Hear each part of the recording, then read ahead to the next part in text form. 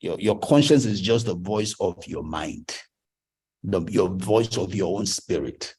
And that conscience will react based on the training you are giving to it.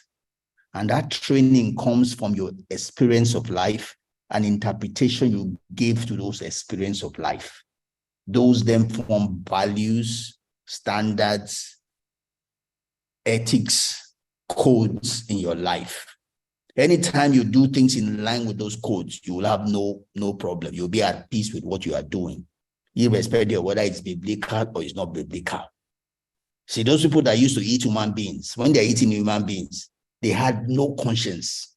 They had no feeling that they are doing something bad, because that is the way their mind was programmed. Any disagreement with what I said? I do not disagree. Yeah. So that's why then scripturally, Paul was writing that if your conscience,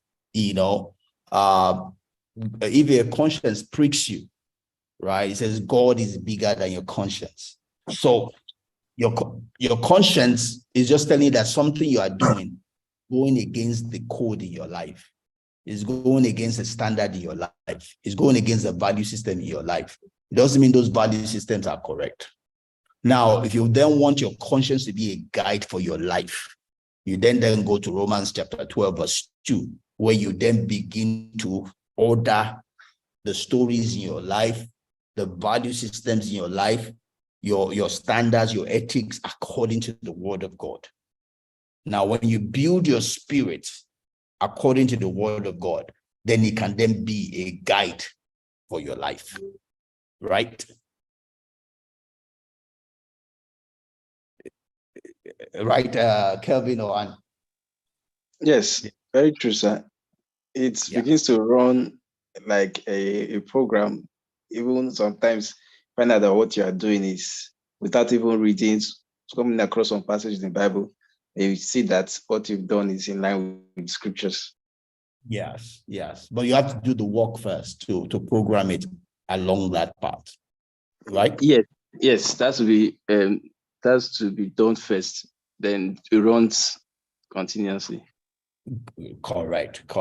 Yeah. So that's, but when we're doing that, what we're doing then is we're programming our subconscious mind, right?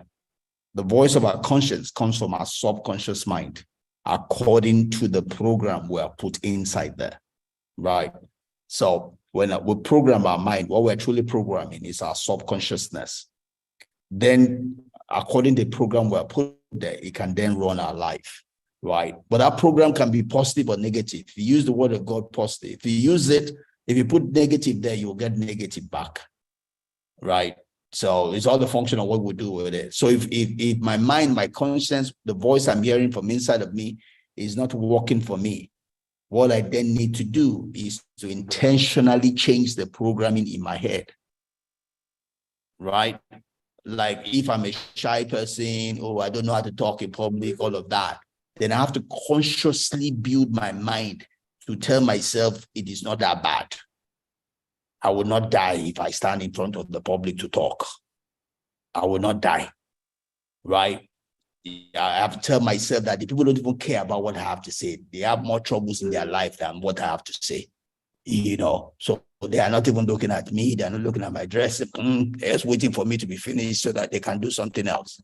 So now you tell yourself you own the stage.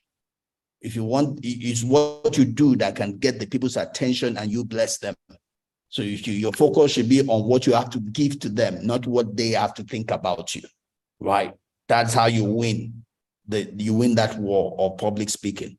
I mean, the war of public speaking is because you are thinking that the people will kill you with their sight. But the truth is they couldn't be bothered about you. They have more problems in their life than you.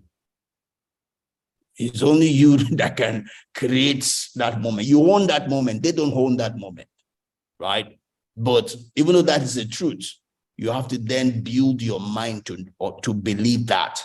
That is how you can win the battle of public speaking, as one example.